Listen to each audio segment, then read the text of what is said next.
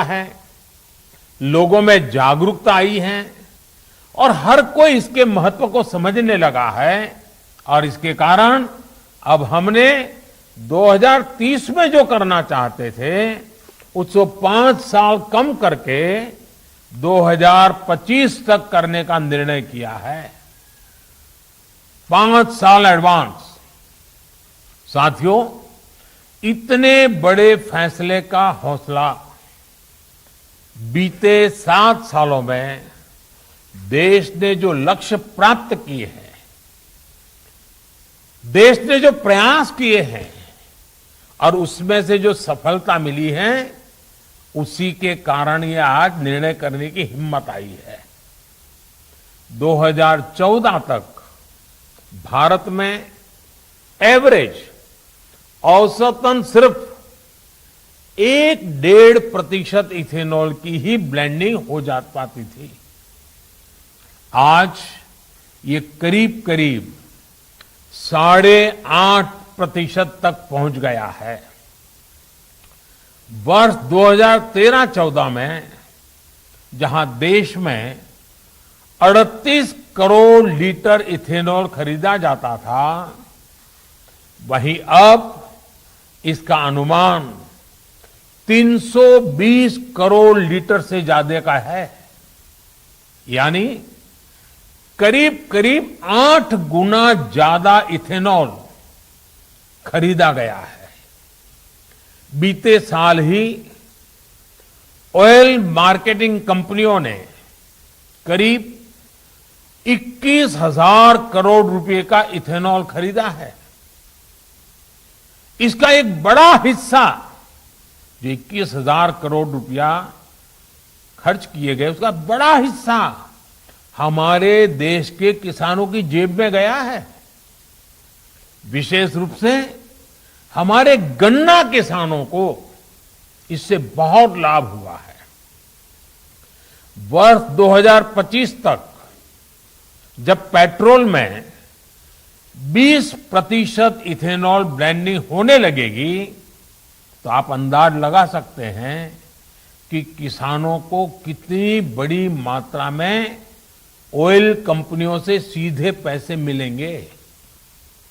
इससे चीनी से अधिक उत्पादन से जुड़ी जो भी चुनौतियां हैं, क्योंकि कभी कभी चीनी ज्यादा पैदावार हो जाती है तो दुनिया में भी कोई खरीदार नहीं होता है, देश में भी दाम गिर जाते हैं और बहुत बड़ी चुनौती पैदा रखना कहां, वो भी संकट हो जाता है। ऐसी सारी चुनौतियों को कम करने में और इसका सीधा लाभ गन्ना किसान की सुरक्षा से जुड़ जाता है। ये बहुत लाभ होने वाला है। साथियों, 21वीं सदी के भारत को 21वीं सदी की आधुनिक सोच, आधुनिक नीतियों से ही ऊर्जा मिलेगी। इसी सोच के साथ हमारी सरकार हर क्षेत्र में निरंतर नीतिगत निर्णय ले रही है। देश में आज इथेनॉल के उत्पादन और खरीद के लिए जरूरी इंफ्रास्ट्रक्चर के निर्माण पर बहुत जोर दिया जा रहा है। अभी तक इथेनॉल बनाने वाली ज्यादातर इकाइयां और ज्यादातर 4-5 उन राज्यों में ही थी जहां चीनी का उत्पादन ज्यादा होता है।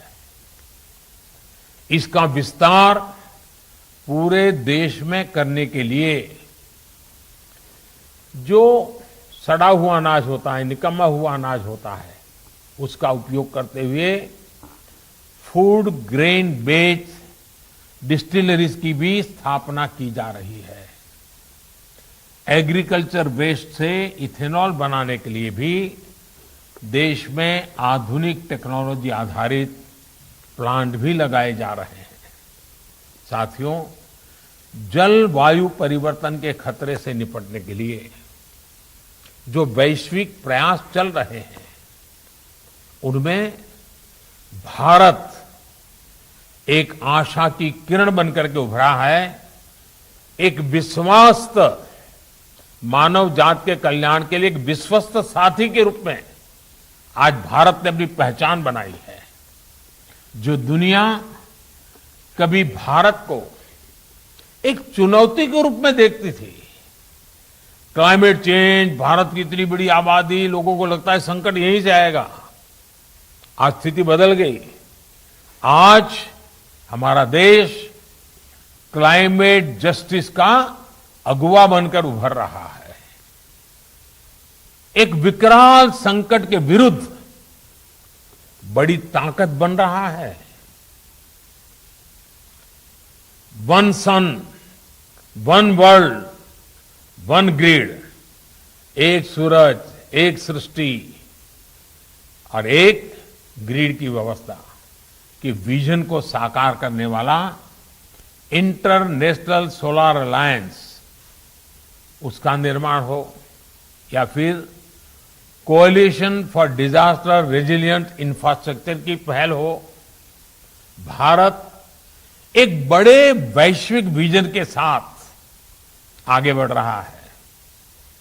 क्लाइमेट चेंज परफॉर्मेंस इंडेक्स में भारत दुनिया के टॉप 10 कंट्रीज में, दुनिया के प्रमुख 10 देशों में आज उसने अपनी जगह बना ली है। साथियों, क्लाइमेट चेंज की वजह से जो चुनौतियां सामने आ रही है, भारत उसके प्रति जागरूक भी है और सक्रियता से काम भी कर रहा है। हम एक तरफ ग्लोबल साउथ में एनर्जी जस्टिस के प्रति संवेदनशीलता और ग्लोबल नॉर्थ के उत्तरदायित्वों के हिमायती हैं, तो दूसरी तरफ अपनी भूमिका का निर्वहन भी पूरी गंभीरता से कर रहे हैं। भारत ने एनर्जी ट्रांजिशन का एक ऐसा मार्ग चुना है जिसमें हमारी नीतियां और निर्णयों में हार्ड और सॉफ्ट कंपोनेंट्स को, दोनों को बराबर महत्व है। अगर मैं हार्ड कंपोनेंट की बात करूं तो भारत द्वारा तय किए गए बड़े बड़े लक्ष्य हो, उन्हें लागू करने की अनप्रेसिडेंटेड स्पीड हो, ये दुनिया बहुत बारीकी से देख रही है। 6-7 साल में रिन्यूएबल एनर्जी की हमारी कैपेसिटी में 250% से अधिक की बढ़ोतरी हुई है। इंस्टॉल रिन्यूएबल एनर्जी कैपेसिटी के मामले में भारत आज दुनिया के टॉप 5 देशों में है। इसमें भी सौर ऊर्जा की कैपेसिटी को बीते 6 साल में लगभग 15 गुना बढ़ाया है। आज भारत कच्छ में, गुजरात के कच्छ के रेगिस्तान में दुनिया का सबसे बड़ा सोलर और विंड का हाइब्रिड एनर्जी पार्क बना रहा है।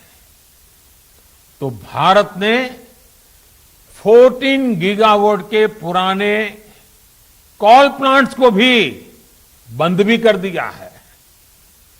देश ने सॉफ्ट अप्रोच के साथ भी ऐतिहासिक कदम उठाए हैं। आज देश का सामान्य मानवी प्रो एनवायरमेंट कैंपेन से जुड़ गया है, वो इसका नेतृत्व कर रहा है। हम देखते हैं कि कैसे सिंगल यूज प्लास्टिक के संबंध में जागरूकता पैदा हुई है। लोग अपने तरीके से थोड़ा थोड़ा प्रयास भी कर रहे हैं। अभी और करने की जरूरत है, लेकिन बात पहुंची है, प्रयास शुरू हुए हैं। हमारे समुद्र तटों की सफाई देखिए, नौजवान कोई भी ब्रांड हनी